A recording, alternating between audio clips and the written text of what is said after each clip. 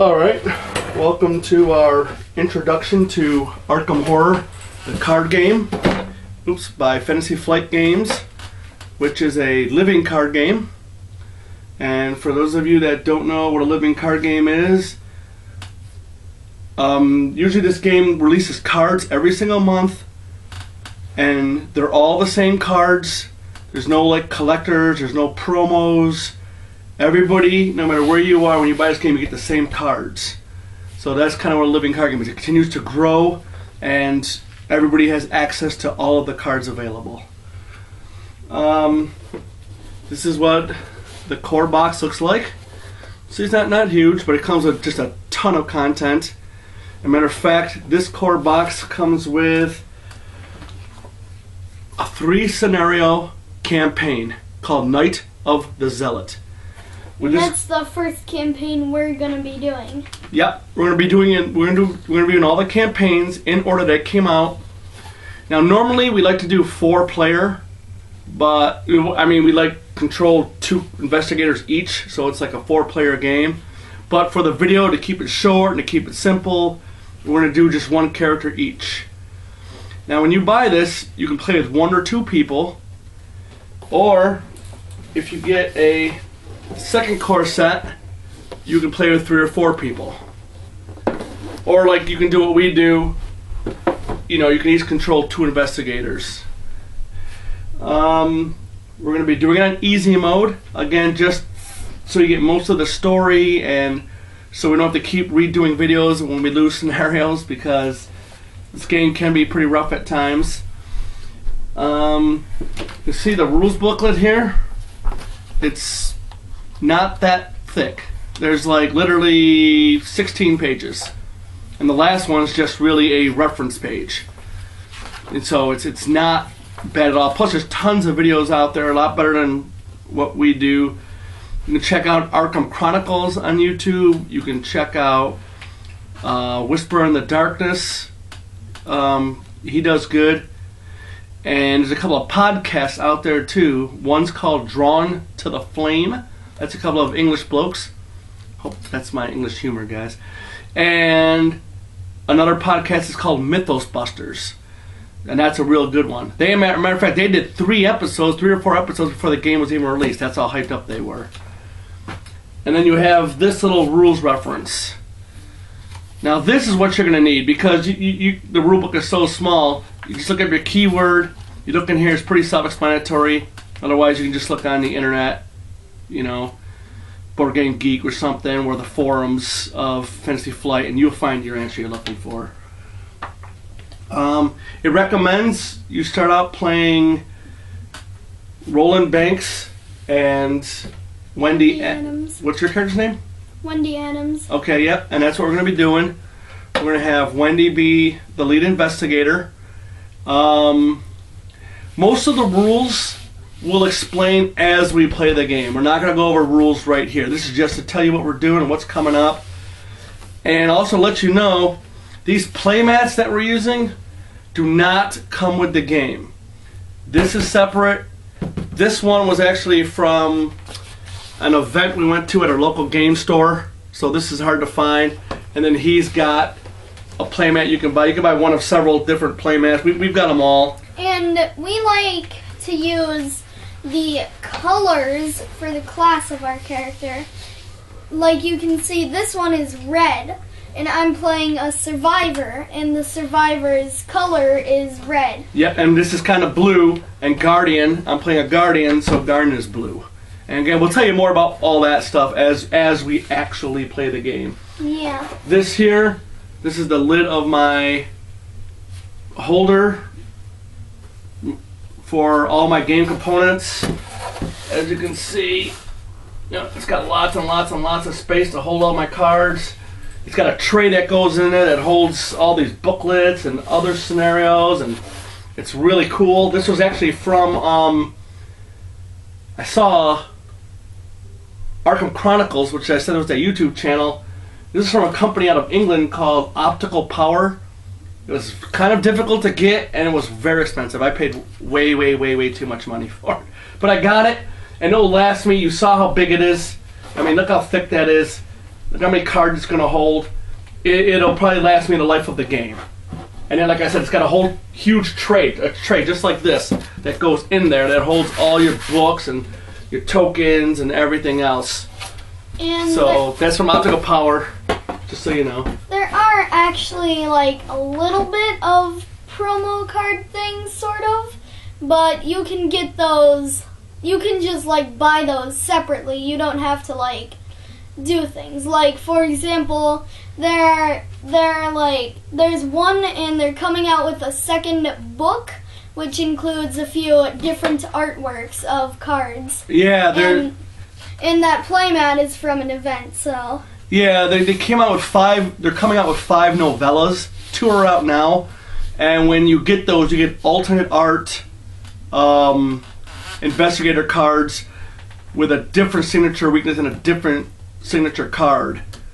But again, we'll talk about that when we do our characters and we play. Yeah. We'll end up doing a couple of those characters in the next campaign. But for this one, we're just doing the core set. Currently, there's only like 1 out. There's 2. The guys, I don't have the second one, but it is out. Yeah, currently there's 2 out. Yeah, and the first one is about Jenny Barnes. The second one's about a guy named William, I think, or something. I don't know what the second one is. I don't have it, but yeah, it's the same principle. But we'll look towards getting that one. But so far we have the Jenny Barnes one. Right, and like I said, all you need is just this 1 core box for 2 of you to play a whole campaign. This stuff here, these mats, this thing, that's just extra. And this tray I bought, a friend of mine actually gave to me. It holds 2 core sets worth of tokens. You got your sanity, your damage, your clues, and your resources. So that was nice of him. And this is separate too. What's this called? This is the Chaos Bag. Yep. And the game talks about the Chaos Bag a lot. I don't know why it didn't come with one. But this one, there's a very faded symbol on here. Yeah, I actually got from, I went to, like about 5 years ago, I went to Arkham Knights. Before this game was, Longford's game was even out, and I got this as part of the swag. I never knew what to do with it, because it was too small for my, I got Arkham Horror, the board game, and all the pieces. It was too small for that. And you also hear some jiggling.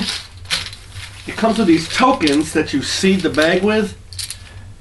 They're encased in little coin capsules. Again, that was an idea I saw from the guy from Arkham Chronicles. These are awesome. They're now sealed for life. They won't break, they won't chip, because I'm telling you right now, these tokens will fade. I mean, I was very, very surprised at how quickly these started to fade on me. And I'm so glad I got these now. Plus, it makes it cooler to grab. And it sounds neat to hear the shuffle. And different tokens, like, mean different things. For example, this is just a typical -3. It's just -3. That's the skill checks. You're going to be doing skill checks. Yes, and there's also tokens like this one. You got to show them. There can either be a skull, a cultist, a tablet, or an elder thing. Or the auto-fail. Well, I'll just talk about those because of the difficulty you're playing on, they'll have different effects. Yeah, it's a great way to change up the bag. These will mean different things every scenario, which is cool. There's also something that looks like this. And this is an auto-fail. You automatically fail the skill test. We call it the tentacle token because that's what the guys from Mythos Busters called it, so that's what we're going to call it. And give me that also, if it's a test that you can't fail, it's for each point you fail by something bad happens, that will reset everything to 0. So yeah, your base skill will drop to 0. But we'll explain these specific rules as we play.